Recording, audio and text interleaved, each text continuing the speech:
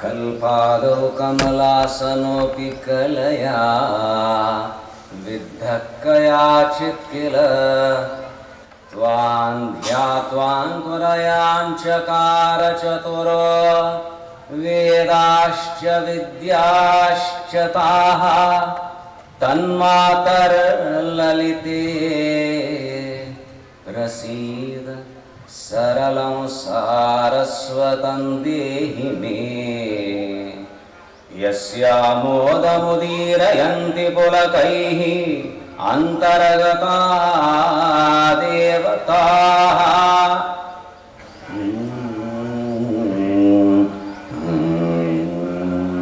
श्रुतिस्मृतिपुराणानाम् आलयं करुणालयं नमामि भगवत्पादं शङ्करं लोकशङ्करं शङ्करं शङ्कराचार्यं केशवं बादरायणं सूत्रभाष्यकृतौ वन्दे भगवन्तौ पुनः पुनः ईश्वरो गुरुरात्मेति मूर्तिभेदविभागिने व्योमवद्व्याप्तदेहाय दक्षिणामूर्तये नमः। ओम शांति शांति शांति। बहुत आनंद का अनुभव हो रहा है। कुछ प्राप्त करने की इच्छा हो, वो प्राप्त हो जाए तो आनंद का अनुभव होना ही। जिसकी हम प्रतीक्षा न कर रहे हों, अचानक अनुग्रह रूप से कुछ प्राप्त हो जाए तो फिर उस आनंद का क्या कहना।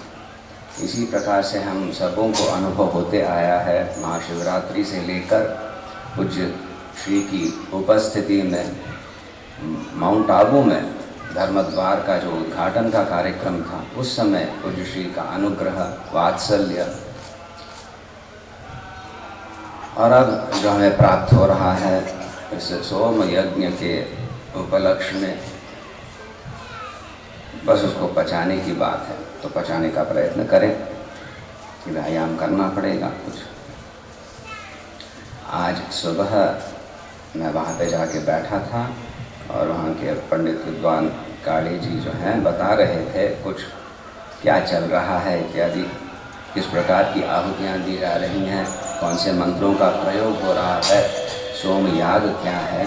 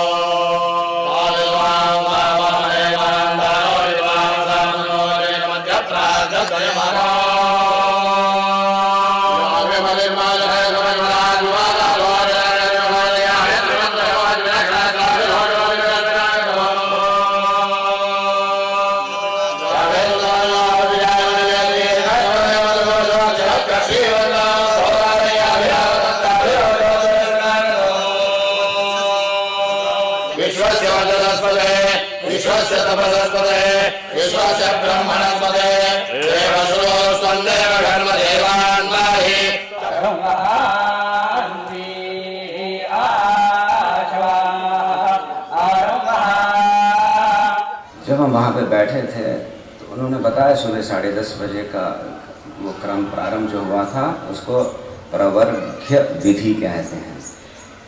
आपने देखा होगा, it was the most exceptionally spectacular thing in the entire यज्ञ।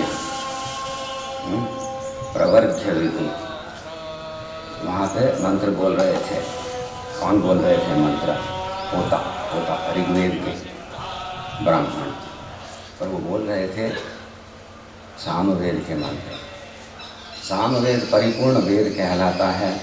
तीनों वेदों में से वेद तो 4 है ना, क्योंकि ब्रह्मा जी के 4 मुख हैं, तो उन्होंने चारों मुखों से तो वेद दिए हुए हैं, पर प्राधान्य दिया जाता है ऋग्वेद, यजुर्वेद और सामवेद को। इसीलिए त्रयी कहते हैं, त्रय वेद, हाँ, वेदानाम।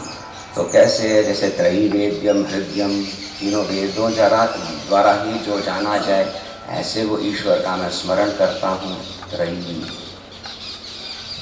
तो विचित्र बात हुई, वेदानाम साम वेदोस्मि गीता में भगवान ने स्वयं उद्गार व्यक्त किया है। तो क्यों?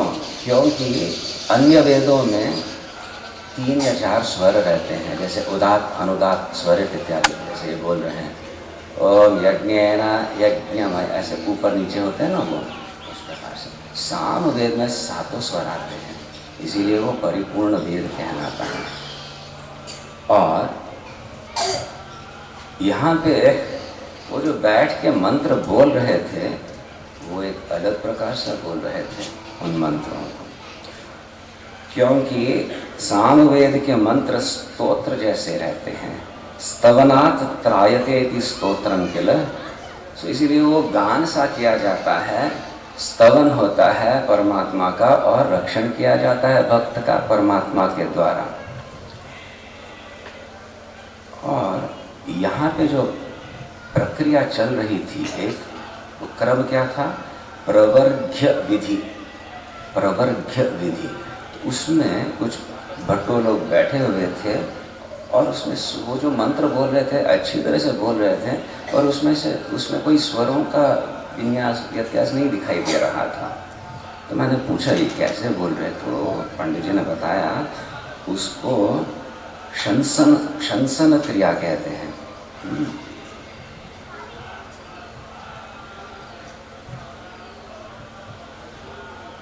एक श्रुति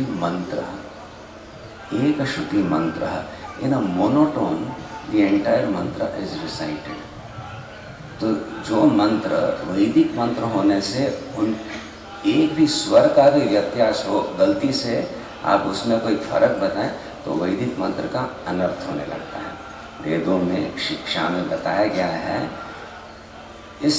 इससे इंद्र बस का हनन हो, वो खत्म हो जाए करके ऐसे प्रतिज्ञा करके वृत्रासुर ने जो हवन किया था, उसमें स्वर का भेद होने से वो अस्त्र जो है वो उस असुर को ही लग गया।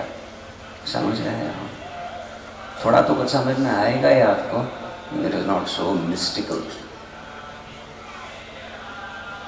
यहाँ पे मैं बैठा हूँ, वहाँ पे कौन है मुझे पता नहीं, एमए का स्टेटमेंट।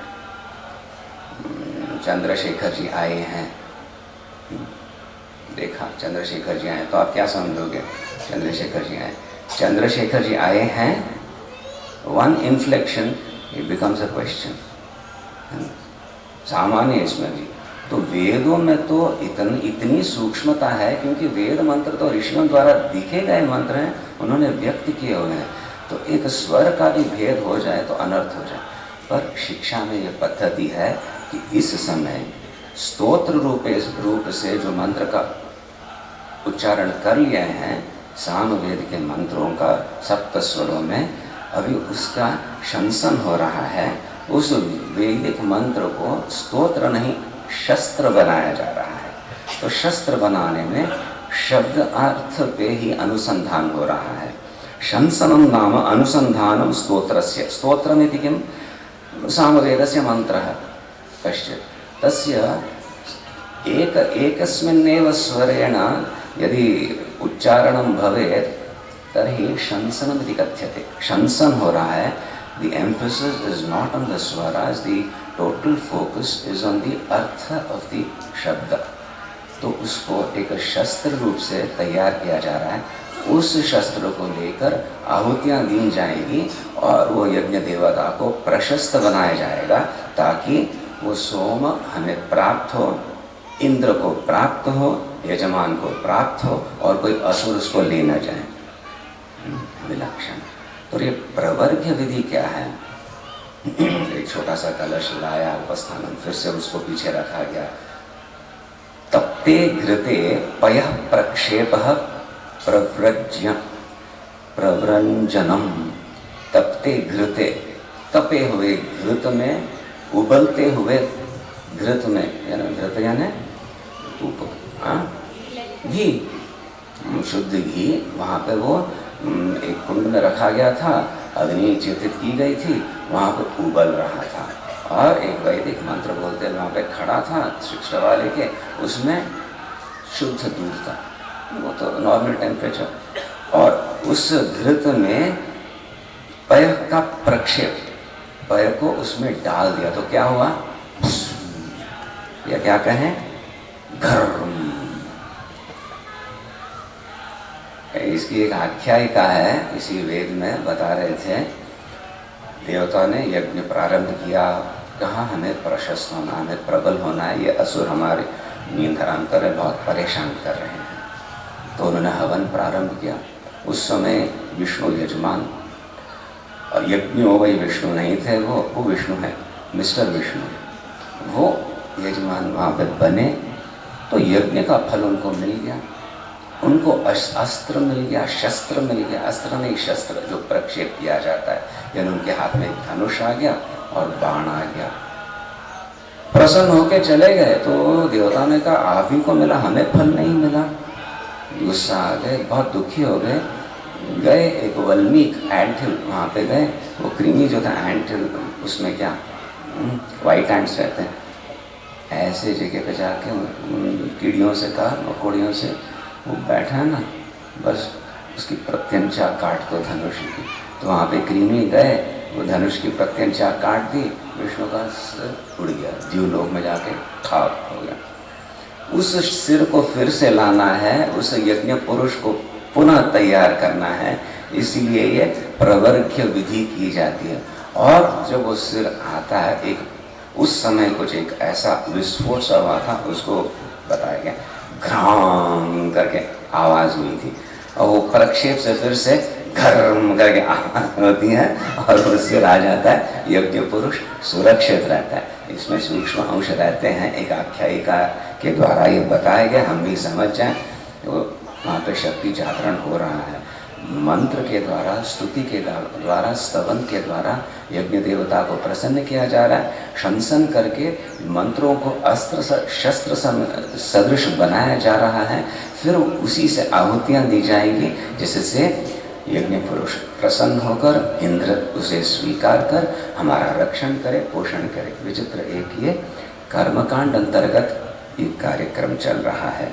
तो याद रखिएगा, इसमें एक श्रुति मंत्र, उस एक श्रुति मंत्र में वो बता रहे थे, ओम यज्ञेन यज्ञमयजन्त देवा, इतने सब स्वर नहीं है, ओम यज्ञेन यज्ञमयजन्त देवासानि धर्माणि करके ओम, it ends with an om. Do you find any semblance to whatever upasanas you are doing? ओम तत्पुरुषाय विद्महे महादेवाय धीमहि तन्नो रुद्रः प्रचोदयात्।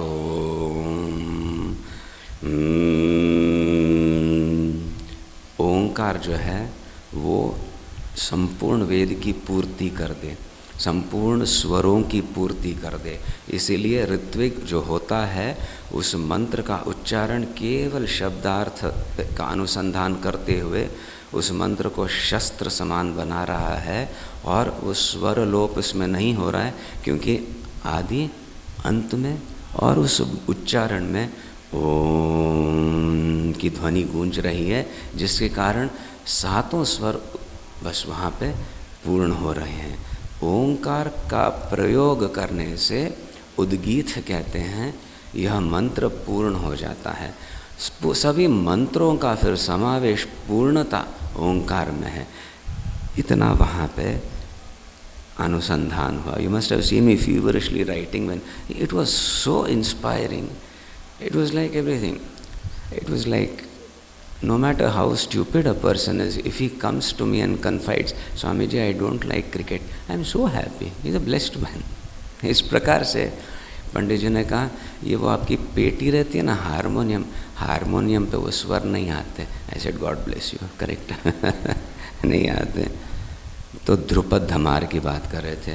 वीणा सुन के जो ध्रुपद धमार शैली है, एक वो उनका, it's his opinion, but yes the श्रुतिज also come through. It is not just sa re ga ma. So many shrutis in between the komal and the tivra are also heard, which is not possible in the harmonium. So उस प्रकार से साम वेद से सारे हमारी जो शास्त्रीय संगीत है उसका भी प्रादुर्भाव हुआ है साम वेद से. इसीलिए वेदानाम साम वेदोस्मि करके उद्गार भगवान ने व्यक्त किए. तो ये सामग्री ऐसे एक इट क्रिएटेड एक ध्रामी कहेंगे मेरे मन में, क्योंकि उसी प्रकार का चिंतन चल रहा था। उपासना में क्या हम यही नहीं करते? उद्गीत ओंकार है।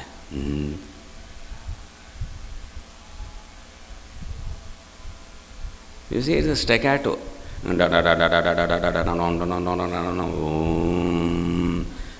वेद मंत्र कहते ही we are accustomed to the udatta anudatta, then it is a Vedic mantra, and here they just uttering it in one tone. एक श्रुति पाठ कहते हैं उसको शस्त्र बनाया जा रहा है, पर it is not without Swara, it is the Onkar on which the entire mantra comes.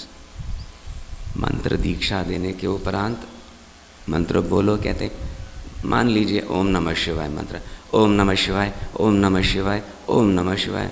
अरे बाप रे, कहना पड़ता है ये ओम भूल जाओ। ओम जो बोला जाता है वो उच्चारित ओम है, वो अनाहत की ध्वनि को खंडित कर रहा है। व्हेन यू से ओम नमः शिवाय, ओम नमः शिवाय, आप वो तोड़ रहे हो उसे। सो ओम का कम करो, डोंट स्ट्रेस ओंकार सो मच। नमः शिवाय, नमः शिवाय, ओम नमः शिवाय, ओम नमः शिवाय। एक श्रुति सी हो रही है, वो ओंकार है, उसका ना आदि है ना अंत है। उसके और हमारे मन को ले जाने के लिए उनमें 3 मात्राओं को लाना पड़ता है, फिर उसका अनुसंधान होता है ओम। तो मंत्र बोलते समय शुद्ध ओम का उपदेश नहीं दिया जा सकता। विरक्ति आ जाएगी यदि ठीक से करें, घर छोड़ के जाओगे। संन्यास दीक्षा के उपरांत ही ओंकार जप मात्र में अधिकार रहता है। इसीलिए ऋषिवर्य ने, आचार्यों ने आपके इष्ट मंत्र के सामने ओंकार जोड़ दिया तो आप ओम नमः शिवाय जप करोगे।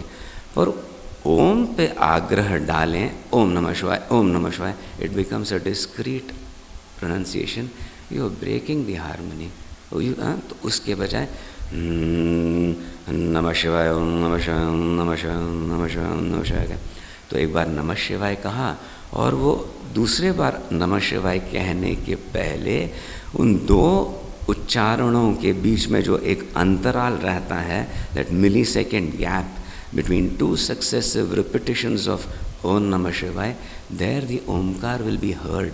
It doesn't have to be pronounced Om नमः शिवाय,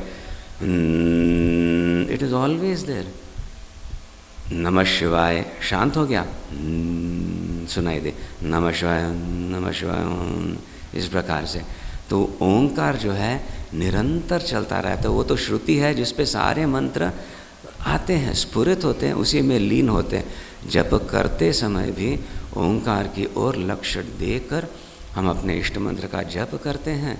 धीरे धीरे मन समाहित होने लगता है उस गूंज में, उस ओंकार की ध्वनि में। इष्ट मंत्र होने से हमारा मन तो लग गया और फिर मन पिघल गया, ओंकार में तन्मय हो जाता है। So don't utter the Omkar so harshly. So यहाँ पे भी वही कर रहे हैं। They have even removed the other swaras, made it one swara, so they are no longer distractions and ushering you into brilliant. ये था सुबह का my homework. इस पे बहुत चिंतन करना है। क्यों? क्योंकि हम उपासक हैं, क्योंकि हम सेवा करने आए हैं और हम बोंधु बनना नहीं चाहते, और हम we don't want to become liabilities. हम कुशल बनना चाहते हैं। कुशान लाती थी कुशल अकेला। कुशल समझते हो ना आप, इनको कई बार बताया, ये आदमी बहुत कुशल है, ये बहुत चालाक है। पहले आश्रमों में ऋषिवर्य रहते थे, वहाँ पे विद्यार्थी जाते थे। 8 साल की उम्र में बस भेज दिया जाता था, उनको यज्ञोपवीत का संस्कार दिया, अभी रहो वहाँ पे गुरुकुल में, पढ़ाई हो जाएगी, तैयार हो जाएगा, गुरु आशीर्वाद देंगे, चलो घर भाई भेज देंगे, फिर उसका विवाह और गृहस्थ आश्रम में।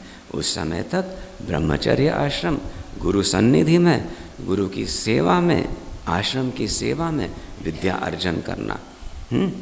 और विद्या अर्जन करना, मैंने फीस भरे सिखा दे तो, नहीं तो मैं और कुछ करूँ, ऐसे नहीं, सेवा करते हुए। वहाँ के आश्रम की जो सेवा है, साफ करना, ये करना, वो करना, हवन वगैरह चलता है, समिधा लानी पड़ती है, जंगल में जाना पड़ता था, और वृक्ष की फंदी तोड़ के नहीं ला सकते, जो सूखी फंदियाँ गिरी हुई हैं वो समिधा लेके आने। इस प्रकार से कार्य सेवा रत रह के विद्या अर्जन करने से वो विद्या में वीर्य आता था, बल होता था। डिग्री के हिसाब से नहीं, केवल डिग्री मात्र नहीं। तो उस समय जो आश्रम की सामग्री थी, आवश्यकता थी, आसन है, बैठना है, हवन करना है, ध्यान करना है। आसन किसका बनाया जाता है? कुशासन का, है ना। कुश एक प्रकार की घास रहती है, लंबी घास, नदी किनारे वगैरह वो उगती है, लंबी लंबी घास, दिखे बहुत सुंदर, एकदम सौम्य। उसको पकड़ के लाना रहता है, निकाल के, बस पकड़ लिया, खींच के लाने का प्रयत्न किया तो हाथ काटते। उसकी धार सी रहती है कुश घास की, तो कुश छोरा जा, कुशासन बनाने हैं तो कुश घास ले आओ कहा आचार्य ने। वो गया वहाँ पे, जल्दबाज में पकड़ा, कुछ काटने का प्रयत्न किया, ठीक से पकड़ा नहीं था, काटने का प्रयत्न किया, वो अपनी अंगुलियां ही कट गई। फिर क्या करेगा?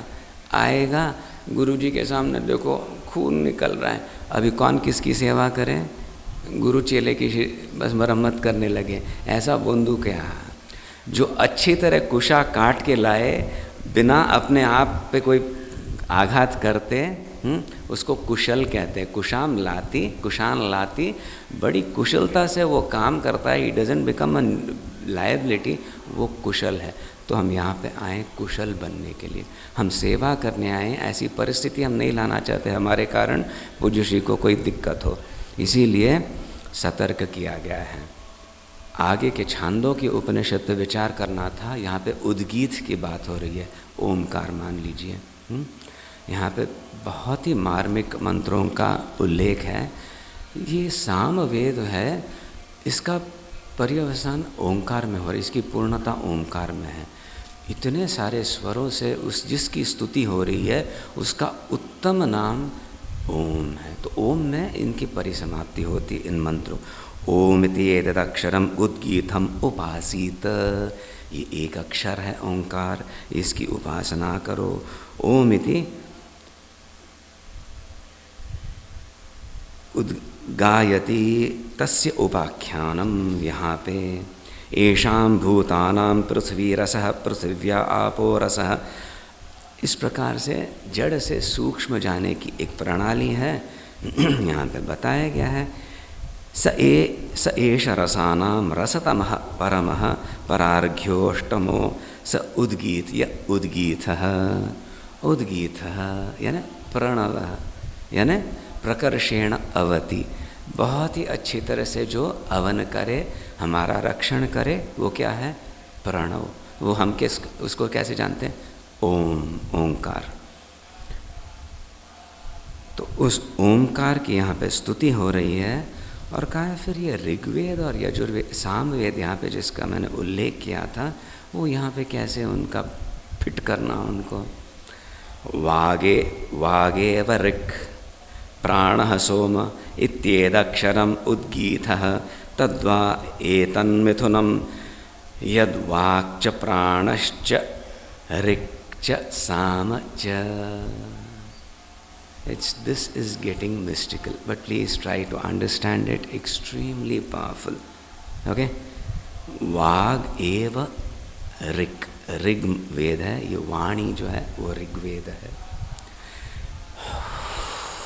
प्राण यह साम है।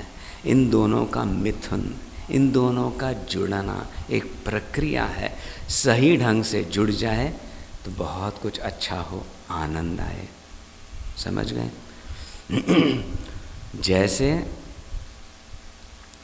वाक का प्राण से मिलना, वैसे ही ऋग्वेद के मंत्रों का सामवेद से मिलना अच्छी तरह से, तो विलक्षणता दिखने लगती है।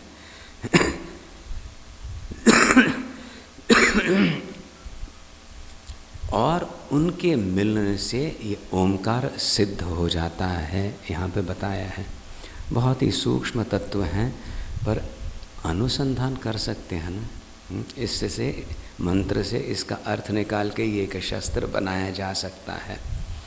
वाणी है, उच्चारण करना चाहते हैं, सरल सा उच्चारण करना चाहते हैं, नमो देव्यै महादेव्यै शिवाय यही सततं नमः नमः प्रकृत्यै नियता प्रणता स्मताम। क्या कहेंगे? सांस फूल गई।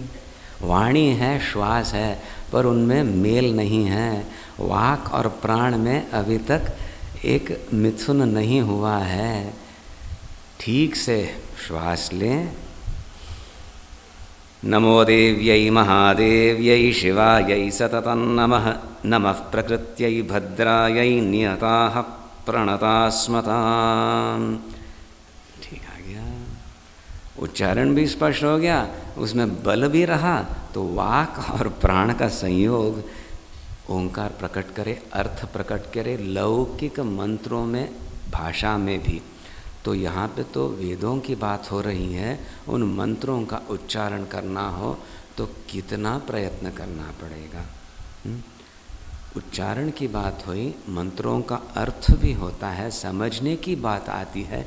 ये हम कुशल जो बनना चाहते हैं उनके लिए आगे मार्गदर्शन आता है। प्राण और वाक का संयोग ठीक से करना, ओंकार प्रकट हो, यहाँ पे बताया आप लोगों के लिए संकेत है जो निनाद कर रहे हों। समझ में आई?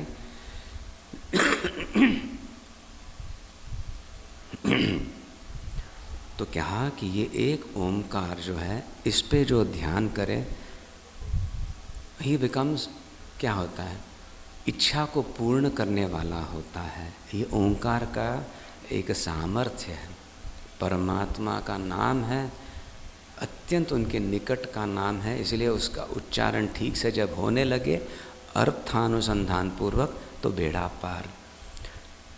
इसी इसमें एक विचित्र मंत्र का भी उच्चारण हो रहा था, हिंग हिंग हिंग, सुना? ये करेक्ट? ऐस व्हाट इज दिस? ये कहने लगा ये ओंकार के सदृश एक मंत्र है। वौ षट एक है, वो भी ओंकार के सदृश है, बीज मंत्र है। फिर प्लुत होता है, अवग्रह चिन्ह आता है, वो, और फिर षट हो गया। वो षट, षटकार जो है उससे क्या होता है, जो शक्ति जागृत हुई है, वोम या ओम या हिंग, इन मंत्रों से असुर उनको न ले जाएं करके वेरी एम्फैटिकली षट करके वहीं पे उसको रक्षित कर देते हैं। जिसके लिए वो शक्ति मांत्रिक शक्ति जागृत हुई है, उसी के लिए वो सुरक्षित भी रखी गई है। असुरों का वहीं पे संहार हो जाता है। मऊ से शक्ति जागृत हो गई और षटकार से सुरक्षण रक्षण आ गया उस मंत्र शक्ति को, ताकि असुर उसका हरण न कर लें। Go into this, understand how this applies in your personal sadhana also. तो यहाँ पे ओंकार तो है ही एक प्रतिनिधि, एक मान लीजिए आपके लिए आपके मंत्र का जो बीजाक्षर है वही प्रधान मंत्र हो गया, जिसका ठीक से अनुसंधान करने से वही अमृत आपको प्राप्त होगा। तो फिर यहाँ पे बताया है, सुधीर जी 10 मिनट्स में, सुधीर जी 10 मिनट्स में I can negotiate with Som Swami ji. He is going to speak. बड़े स्वामी जी होते तो मेरा गला सूख जाता है यहाँ। है जी, मजाक की। तो यहाँ पे प्राण एक स्थूल स्तर पे, उसी को सूक्ष्म स्तर में ले जाना है। वाणी, इनका संयोग ताकि अर्थ निकले। मानसिक स्तर में भी वही ले जाना है। एक सातत्य मंत्र जप करते में मंत्र जप किया, कुछ फिर उच्चाटन हुआ ना, उसको रोक दिया, फिर से उसी में एक लय में डाला ताकि वो सातत्य बना रहे। मंत्र जप में भी मानसिक स्तर, तब देवता प्रसन्न होने लगते हैं। तो ये कैसे करना? फिर प्रश्न आया है छांदोग्य उपनिषद में। ये तो बहुत बड़ी बात हो गई भाई, मंत्र तो मैं भी बोल रहा था, पर इसमें इतना रहस्यमय अर्थ भी है, तो फिर मंत्र जप करने से या तो मंत्रों का प्रयोग करने से कोई लाभ भी है क्या? दो प्रकार के रहते हैं, जो बिना मंत्र का अर्थ जाने, सूक्ष्म अर्थ जाने ही मंत्र का प्रयोग करें, और जो अर्थ जानकर फिर उन मंत्रों का प्रयोग करें। तेन उभौ कुरुतो यश्च एतदेवं वेद यश्च न वेद। ये मंत्रोच्चारण करने में दो प्रकार के लोग हैं, एक जानता हुआ करे, एक बिना अर्थ जाने ही करे। नाना तु विद्या च यदेव विद्यया करोति श्रद्धया उपनिषदा तदेव वीर्यवत्तरं भवति इति खलु एतस्यैव अक्षरस्य उपाख्यानं भवति। घर्म छस। What was that? ना, दैट इज नॉट शंसनम। मंत्र से होता है शंसनम। ये प्रवर्ग्य विधि के तप्ते घृते पयः प्रक्षेपः इति प्रवर्ग्य विधि। फिर वो यज्ञ पुरुष वहाँ पे उत्पन्न होते हैं जो हमारी हवि स्वीकार करे और उस यज्ञ का फल स्वामी जी को प्राप्त होना है ना, हम सबों को प्राप्त होने की बात है। तो यहाँ पे हमें जो मुख्य चिंतन करना था उसका उल्लेख आ रहा है। मंत्रों का उच्चारण आप जो करते हो अच्छी तरह से करें तो वो प्रशस्त कार्य है, it is effective, it will do. बस हो गया। भोजन कैसे था? पेट भर गया, हाँ ठीक है। नमक बहुत ज़्यादा नहीं था, शायद कम था, स्वाद सो पेट भर गया। भोजन कैसे था? पकाया, बढ़िया था, अच्छा लगा, हाड़ी समझ लें, बढ़िया था। पकाया जो गया था स्वाद भी ठीक था। भोजन कैसा था? अरे लाओ ना, और कहें तो प्रशस्ततर कर, बढ़िया ही बना है, मान सकते हैं। इस प्रकार से वीर्यवत, वीर्यवत्तर, वीर्यवत्तम कार्य कहलाता है। कार्य किया, अच्छा कार्य रहा। कार्य किया, ऐसा कार्य किया कि वो उसका प्रभाव बहुत समय तक रहे। वीर्यवत्तर कार्य किया, जो उस कार्य में विघ्न आ सकते हैं निकट भविष्य में, वो भी, उनका भी नाश हो गया। वीर्यवत्तर कार्य हुआ। इसीलिए यदेव विद्यया करोति श्रद्धया उपनिषदा तदेव वीर्यवत्तरम भवति। और हम तो साधक हैं, शिष्य हैं, हमारा जो कार्य हो वो वीर्यवत्तर ही रहना चाहिए, नहीं तो फिर क्या, सेवा कहाँ गई। इसीलिए यहाँ पे हमें मार्गदर्शन मिलता है, करते हो पर इस प्रकार से करो। तो बताया, देखो यदि मंत्र का सही सही ज्ञान न हो फिर भी मंत्रों का प्रयोग करे तो क्या होगा? कोई हानि नहीं होगी, वो वीर्यवत कार्य होगा। विद्वत् कर्मणः वीर्यवत्तरत्ववचनात् अविदोषोपि कर्म वीर्यवदेव भवति इति अभिप्रायः। एक वणिक है, उसको एक लोकड़े ने एक पत्थर ला के दिया। वणिक ने देखा, ठीक है, चमक रहा है, कितने में बेचोगे? बाबू जी आप बताओ कितने में ठीक है तेरे लिए, इसके लिए मैं तुझे 100 रुपये दे देता हूँ। वो खुश हो जाता है, एक पत्थर मिला मेरे वो फार्म में, उसने मुझे 100 रुपये दिए, बढ़िया मौज मनाए।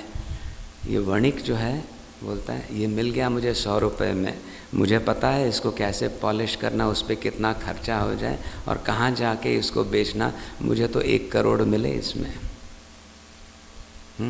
That is the example given in this. Not knowing the value of that thing, that man got just 100 rupees. Knowing the value of that thing, this man earned 1 crore. तो जब आपको उस विषय का या मंत्र का संपूर्ण अर्थ पता नहीं है तो आपको 100 रुपये मिलेंगे। आप थोड़े से कुशल हो तो आप जरा बार्गेन करके 1000 निकाल पाओगे, पर सही अर्थ, उसका मूल्य जानता हो, उस the unavailability, the desirability, the whatever, the market value of the stone etc., जिसको सब प्रकार का ज्ञान है, वो वणिक उससे ज़्यादा कमाएगा ना। तो संपूर्णतः जिसको अर्थ पता है और उसका उच्चारण मंत्रों का प्रयोग करे तो वो उसका कार्य वीर्यवत्तर होता है। तो मैं नहीं जानता हूँ तो नहीं करूँ। आजकल बोलते हैं ना लोग, लड़के, युवा पीढ़ी बंद, हमारे से तो नहीं बोलते हैं, पर कभी कभी ये कुछ मंत्र बोलते हैं, उसका अर्थ पूछे तो नहीं जानते। ये भट्ट जी जो रहते हैं वो विद्या से कर रहे हैं, वो श्रद्धा से उस मंत्र का उच्चारण कर रहे हैं। आपका काम बन जाएगा, समझे? यदेव विद्यया करोति श्रद्धया उपनिषदा। विद्या पूर्वक करना यानी उसका उच्चारण कैसे करना ये सीख लिया। वो कर्मकांड रहता है, कैसे करना वो विद्या प्राप्त कर ली और फिर श्रद्धा पूर्वक किया। ये मुझे सिखाया गया है, ये करूँगा उसका फल मेरे यजमान को मिलेगा। इस प्रकार की श्रद्धा रख के या उपासक जो है, ये मंत्र मुझे गुरुमुख हुआ है, इसका मैं सही तरीके से, क्योंकि 2-3 बार चेक करके उच्चारण ठीक है ना, ये एंश्योर, आई हैव एंश्योर्ड, और अब मैं जब कर रहा हूँ तो विद्यापूर्वक कर रहा हूँ, कैसे करना वगैरह सीख के और बड़ी श्रद्धा से कर रहा हूँ, इसका मुझे फल मिलेगा। यदि उपनिषदा भी हो जाए तो फिर वो कार्य वीर्यवत्तर होगा। Understanding the mantra, knowing how to use it and doing it with Shraddha is only with Vidya and Shraddha. ये उपनिषदा क्या हुआ? उपनिषद यानी रहस्य, और वो रहस्य जो है वो गुरु ने बताने से भी उसका उद्घाटन नहीं होने वाला। भाष्य में बताया है, उपनिषदा इति योगेन युक्तः च इत्यर्थः तदेव कर्म वीर्यवत्तरम भवति। योग से करो। योग का क्या अर्थ है? योगेन इति योगी देवता आदि विषय उपासनम। मंत्र कर रहे हो, मंत्र तो क्या है? देवता का शरीर है। आप लोग साधक को न्यास करते हो, मैं मंत्र का जप कर रहा हूँ, ये मेरा शरीर है, मैं हूँ, मैं मंत्र के देवता को पे ध्यान करना चाहता हूँ, ये मंत्र जो मुझे दिया गया, ये मंत्र देवता का शरीर है। उस शरीर को मैं अपने शरीर में धारण करके उस देवता का, मंत्र देवता का मैं तादात्म्य बनाना चाहता हूँ जप से, उस पर ध्यान कर रहा हूँ। तो मंत्र मैं सीख लिया, मैंने मंत्र का प्रयोग कैसे करना वो विद्या प्राप्त कर ली। बड़ी श्रद्धा से बहुत ध्यान दे के मैं उसका उच्चारण, प्रयोग या जप कर रहा हूँ, तब जाके उपनिषद युक्त होकर जब मैं करने लगूं तब मेरा कार्य वीर्यवत्तर होगा। ये उपनिषद क्या है? रहस्य। जब रहस्य उद्घाटन होगा तब मेरे कार्य में बल आएगा। तो रहस्य उद्घाटन कब होता है? श्रद्धा पूर्वक मंत्र जप करने से वो मंत्र देवता जो है प्रसन्न होकर बस विभूति अपना एक आशीर्वाद दे, अनुग्रह करे, मंत्र शक्ति जागृत हो जाती है। उसको उपनिषद कहते हैं। योग करके बताया है भाष्य में भाष्यकार जी ने। तो योग युक्त होके यानी उस देवता के साथ तादात्म्य होके जब जप होने लगता है तो देवता प्रसन्न होकर बस उस मंत्र में विलक्षण सामर्थ्य लाते हैं और मंत्र सिद्ध हो जाता है। फिर मंत्र से जो कार्य होना था वो होने लगता है। बट कल जैसे बताया, डू नॉट फॉरगेट द क्रम। यदेव विद्यया करोति, विद्या पूर्वक हमें करना है जो भी हम करते हैं, श्रद्धा पूर्वक हमें करना है, तब जाके उपनिषद खुलेगा। और ये मैं क्यों कर रहा हूँ, मुझे क्यों करने के लिए कहा था, एक करने से कितना लाभ हो रहा है, मेरे हाथों से कितनी बड़ी सेवा हुई, ये सब बाद में पता चलने लगेगा। तब तक विद्या पूर्वक करो। ये प्रत्येक स्तर पे आता है। जैसे आपकी विद्या बढ़ती है, जैसे आपका अधिकार बढ़ता है, जैसे आपकी श्रद्धा बढ़ती है, वैसे उत्तरोत्तर रहस्य प्रकट होने लगेगा। उस गुरु शक्ति का आपको निरंतर एक सन्निधि कहते हैं, उसका अनुभव होने लगेगा। तब आप धन्य कहलाओगे, तब आप शिष्य बनोगे, तब तक साधक की कोटि में ही रहोगे। साधक मंत्र लेता है और अपने आप जाके साधना करता है। शिष्य तो जो कुछ करता है गुरु के निगाह में ही करता है, इसीलिए वो बचा रहता है और उसकी प्रगति होती है। Isn't this useful for all sadhakas? हाँ, स्वामी जी ने कुछ कहा, बताया। देखो, उदाहरण दे रहा था, वहाँ पे है ना अमुक व्यक्ति उसको बुला के लाना। तो नया नया आया है चेला राम, वो भागे। स्वामी जी ने कहा तो मैं सेवा करने जा रहा हूँ करके भाग के गया। सब उतल पुतल हो गई, ये सेवा निरत है। ठीक है, वहाँ पे गया, पकड़ के लाया। तो फिर स्वामी जी कहे क्या हो गया? जिसको लाया वो खिन्न सा लग रहा है। तो स्वामी ने क्या हुआ? वो भोजन कर रहा था पर मेरे गुरु जी ने बुलाया, मैं उसको ले आया, ये मेरी श्रद्धा है। तो स्वामी जी कहें अरे बाप रे, मेरी गलती हो गई, ये तो बेवकूफ़ निकला, इसकी विद्या ही नहीं है। समझे? तो जो कार्य किया जाता है, जब बताया जाता है मेरे लिए पानी ला, तो पानी ला के रखेगा, उसमें गिराना नहीं। ये वो सब नियम पालन करते हुए विद्यापूर्वक अत्यंत श्रद्धापूर्वक कार्य करे। उस स्तर के साधक को क्या कहते थे? सिद्धानंद को ना, अपने हम सबों को यदि स्वामी जी नेक्स्ट स्टेप बताएं, पानी का ग्लास बिना गणस का ही नहीं, बिना गिराए लाया, बहुत अच्छा, तेरी प्रगति होने वाली है, उस व्यक्ति को ला। और वो व्यक्ति को जैसे वो ग्लास पकड़ के लाया था, उस व्यक्ति को वो सो रहा हो, वो स्नान कर रहा हो, वो बेचारा भोजन कर रहा हो, उसको पकड़ के लाया, तो क्या कहेंगे? इस व्यक्ति में अभी तक विद्या नहीं आई। जो कार्य दिया गया था उस परिस्थिति को समझ के स्वामी जी बुला रहे हैं, आप जल्दी भोजन करके आइए, हाथ धो के बताना था, उतनी प्रौढ़ता नहीं आई। यानी विद्या में भी प्रौढ़ता रहती है। बिना विद्या के आप अपनी श्रद्धा को उड़ेल दो और मेरे गुरु जी ने कहा इसलिए मैं करने जा रहा हूँ को, you will become a liability, अकुशल बन जाओगे।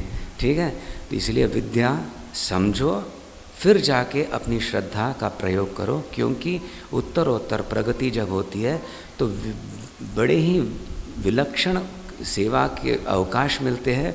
वो बहुत सामान्य नहीं रहते, जैसे ये करो वो करो। कई लोगों से बात करनी रहती है, कई परिस्थितियों से झेलना पड़ता है गुरु सेवा में। तभी विद्या की भी आवश्यकता है, आपकी नैसर्गिक कुशलता की, प्रौढ़ता की और विलक्षण श्रद्धा की आवश्यकता है। वो कार्य संपूर्ण करके आप 1 महीने के बाद आओगे, तब आपकी यदि श्रद्धा बिखर गई हो, छिन्न भिन्न हो गई हो, तो फिर क्या रहा? विद्या को भी बढ़ानी पड़ेगी, विद्या को भी बढ़ाना पड़ेगा, श्रद्धा को भी बढ़ाना पड़े, तब जाके गुरु का हृदय खुल जाए और अनुग्रह आने लगे और आपको एक अत्यंत सूक्ष्म, जो अवांग मनस गोचर है, जो सीधा दिया नहीं जाता, जिसका उल्लेख नहीं किया जा सकता, वो गुरु शक्ति है, वो उसका अनुग्रह उपनिषद आपको प्राप्त होगा। वो आपको ही पता चलेगा।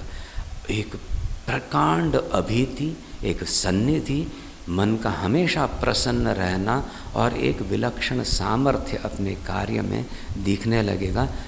कला आने लगेगी, तब हम समझ सकते हैं ये जो सेवा कर रहा है ये विद्यापूर्वक कर रहा है, समझ के कर रहा है, बेवकूफ़ नहीं हो रहा है, कुशलता ला रहा है, श्रद्धा को बढ़ाते हुए कर रहा है। क्योंकि श्रद्धा व्यवहार में कुंठित हो जाती है, दुखी हो जाती है, काट दी जाती है। श्रद्धा को बढ़ाते, ऐसी श्रद्धा बढ़ा रहा है कि वो निष्ठा बन जाती है, नितराम स्थिति बन जाती है।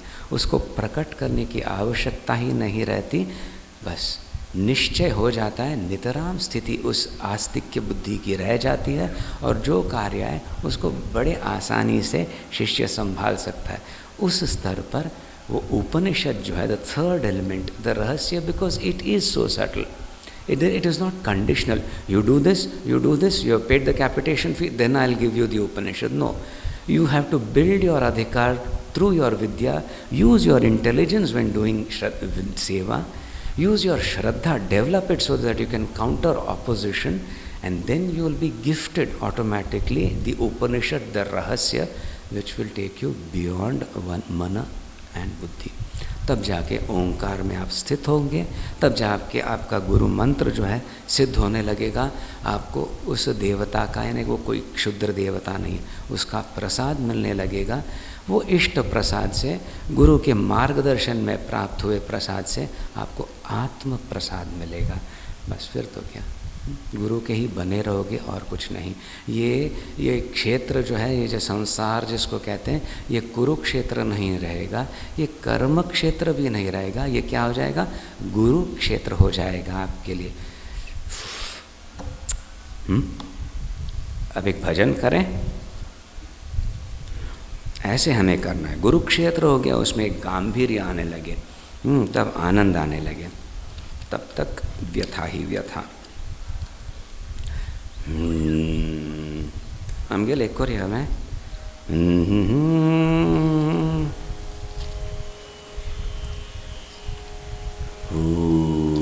भवानीधर भवानीधर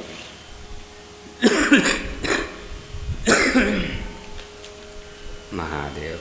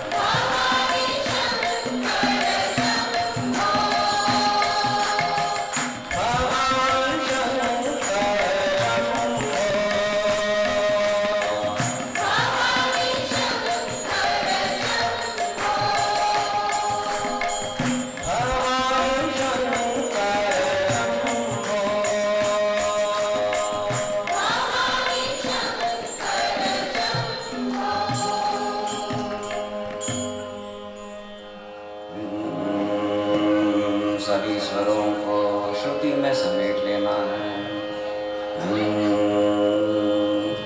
प्रकाशमानां प्रथमे प्रयाणे प्रतिप्रयाणेऽप्यमृतायमानाम् अन्तःपदव्याम् अनुसञ्चरन्ति